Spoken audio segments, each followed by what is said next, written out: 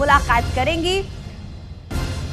तो अब से कुछ ही देर में देश को नया बजट मिल जाएगा। इस बार का जो फाइनेंशियल ईयर है 2026-27 का, उसका बजट सामने आने वाला है, जिसके लिए निर्मला सीतारमण अपने घर से निकल चुकी हैं। वित्त मंत्री अपने आवास से निकलकर मुलाकात करने जा रहे हैं वित्त मंत्रालय में विशेष बजट टीम से। तस्वीरें भी हम आपको दिखा रहे हैं। ये उस वक्त की तस्वीरें हैं जब वित्त मंत्री निर्मला सीतारमण अपने आवास से निकली हैं। तो ये सीधी तस्वीरें हम आपको दिखा रहे हैं। इस वक्त अपने आवास से निर्मला सीतारमण निकल चुकी हैं, वित्त मंत्रालय के लिए निकली हैं वित्त मंत्री, और यहां पर विशेष बजट टीम से मुलाकात करने वाली हैं। और 11 बजे देश को अपना उम्मीदों का ये बजट मिल जाएगा। काफी बड़ा ये बजट होने वाला है। कई सेक्टर्स में लोग राहत की उम्मीद कर रहे हैं, खासतौर पर टैक्सेशन की बात की जाए, रिटायरमेंट प्लान्स की बात की जाए, घरेलू बजट हो, और साथ ही साथ प्रेशियस मेटल्स पर लोगों की नजर बनी हुई है। तस्वीरें हम आपको दिखा रहे हैं, सीधी तस्वीरें इस वक्त हम आपको दिखा रहे हैं। आज बजट को लेकर पूरी तैयारी की गई है और ये पहली बात है आजाद भारत में जब रविवार के दिन, संडे के दिन बजट पेश किया जा रहा है। आज तक संडे के दिन बजट पेश नहीं हुआ है, लेकिन इस बार संडे का दिन चुना गया है बजट पेश करने के लिए। कई पुरानी परंपराओं को तोड़ते हुए 2026-27 का ये बजट पेश किया जाएगा। उम्मीदों का ये बजट, जहां पर उम्मीद की जा रही है कि टैक्स स्लैब में राहत मिलेगी। और सीधी तस्वीरें आपको दिखा रहे हैं। वित्त मंत्री निर्मला सीतारमण अपने आवास से निकल चुकी हैं वित्त मंत्रालय पहुंचने के लिए, और सीधी तस्वीरें मंत्रालय पहुंच चुकी हैं वित्त मंत्री निर्मला सीतारमण। यहां पर विशेष बजट टीम से मुलाकात करेंगी। जो फाइनल डिस्कशन है वो किया जाएगा और इसके बाद राष्ट्रपति भवन जाएंगी वित्त मंत्री निर्मला सीतारमण। संसदीय इतिहास में पहली बार संडे को बजट पेश हो रहा है और वित्त मंत्री निर्मला सीतारमण का ये 9वां बजट है लगातार। ये भी अपने आप में रिकॉर्ड है संसदीय कार्रवाई के दौरान कि किसी एक वित्त मंत्री ने अपने राजनीतिक करियर का, अपने विभाग को संभालते हुए लगातार 9वां बजट पेश किया हो। सीधी तस्वीरें दिखा रहे हैं। वित्त मंत्री निर्मला सीतारमण अपने आवास से निकलकर वित्त मंत्रालय पहुंच चुकी हैं। यहां कुछ देर वो रुकेंगी, विशेष बजट टीम से मुलाकात करेंगी और इसके बाद राष्ट्रपति भवन के लिए निकल जाएंगी, जिसके बाद 11 बजे संसद में बजट पेश होने वाला है।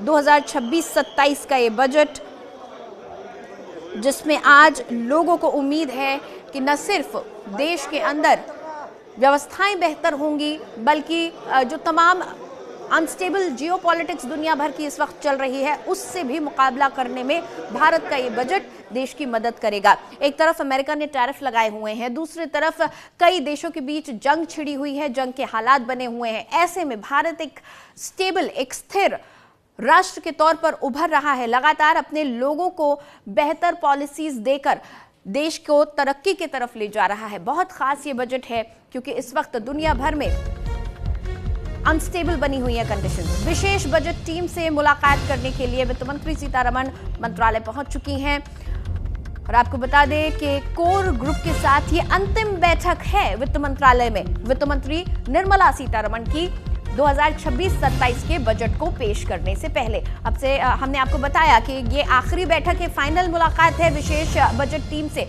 वित्त मंत्री निर्मला सीतारमण की। बजट पेश करने से पहले ये आखिरी मुलाकात, खास मुलाकात विशेष बजट टीम से। एक फाइनल मुलाकात, एक फाइनल बैठक, जिसके बाद वित्त मंत्री निर्मला सीतारमण मंत्रालय से निकलकर राष्ट्रपति भवन की तरफ चली जाएंगी। सीधी तस्वीरें हम आपको दिखा रहे हैं।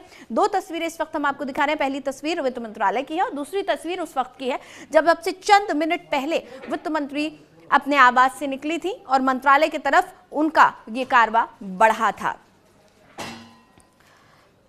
लोग उम्मीद कर रहे हैं कि इस बार जब निर्मला सीतारमण अपना बजट पेश करेंगी, देश का बजट पेश करेंगी, तो टैक्स स्लैब में राहत मिलेगी। 13 लाख तक की जो कमाई है उसको टैक्स फ्री कर दिया जाएगा। अभी आपको बता दें कि 2025 का जो बजट था उसमें 12,75,000 रुपए की जो कमाई है उसको टैक्स फ्री रखा गया था। इस बार उम्मीद की जा रही है कि और थोड़ी सी राहत दे दी जाएगी। इसके अलावा किसानों को काफ़ी उम्मीदें हैं, ऐसा अनुमान लगाया जा रहा है। उम्मीदें ये हैं कि 50% तक सालाना रकम जो किसान सम्मान निधि की है वो बढ़ाई जा सकती है।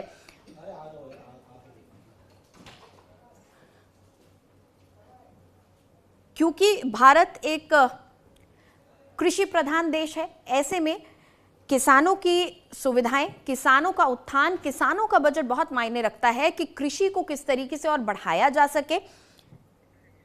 इसके साथ ही रेलवे का इंफ्रास्ट्रक्चर काफी मजबूत है देश में, इसे और मजबूत करना होगा क्योंकि जनसंख्या भी हमारी बहुत बड़ी है। दुनिया की सबसे ज्यादा पॉपुलस कंट्री इंडिया है। आगे बढ़ते हैं, एक और अहम खबर। बजट से पहले एलपीजी जो कमर्शियल सिलेंडर है वो महंगा हो गया है। कमर्शियल सिलेंडर के दामों में 50 रुपए तक की बढ़ोतरी हुई है। होटल ढाबों के खाने पर खर्च ज्यादा करना होगा अब आपको। अब 1740 रुपए 50 पैसे में ये कमर्शियल सिलेंडर मिलेगा। तो बजट से ठीक पहले आम आदमी और व्यापारियों को एक झटका लगा है। सरकारी तेल कंपनियों ने 19 किलोग्राम वाले कमर्शियल एलपीजी सिलेंडर की कीमत में 50 रुपए की बढ़ोतरी कर दी है। ये बढ़ोतरी आज से ही लागू हो गई है। कमर्शियल सिलेंडर का इस्तेमाल ज्यादातर होटल्स में, रेस्टोरेंट्स में, ढाबों में किया जाता है या फिर केटरिंग की कंपनियां करती हैं। कोई भी ऐसी कंपनी जो खाने से जुड़ा हुआ व्यापार करती है, खाना पकाने से जुड़ा हुआ जिस भी कंपनी का काम है, उन तमाम जगहों पर कमर्शियल सिलेंडर्स इस्तेमाल किए जाते हैं। और ऐसे में अब लोगों को अपने बिजनेस को आगे बढ़ाने के लिए ज्यादा खर्च करना होगा क्योंकि 1740 रुपए 50 पैसे इस एक 19 किलो के कमर्शियल सिलेंडर की कीमत हो गई है। इसका असर खान पान की चीजों पर भी पड़ेगा। अब रेस्टोरेंट्स में, ढाबों में जब आप खाना खाएंगे तो जाहिर तौर पर उसकी कीमत बढ़ी हुई मिलेगी। अगर खाना बनने पर पैसा ज्यादा खर्च होगा तो जो खाना खरीदेंगे उन पर भी इसका असर पड़ेगा, उन्हें भी पैसा ज्यादा चुकाना होगा। ऐसे में ये सीधे आम जनता की जेब पर असर डालने वाला है।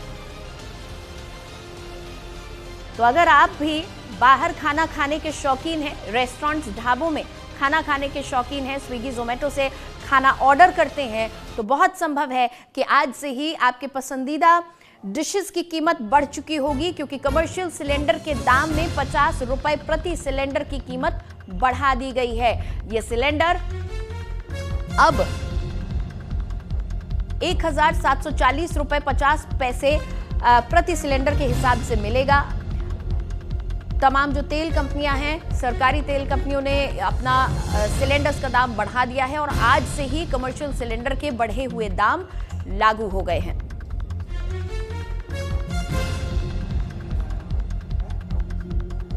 तो बजट से ठीक पहले आम जनता की जेब पर यह सीधी मार जब कमर्शियल एलपीजी सिलेंडर के दाम में 50 रुपए प्रति सिलेंडर की बढ़ोतरी कर दी गई है।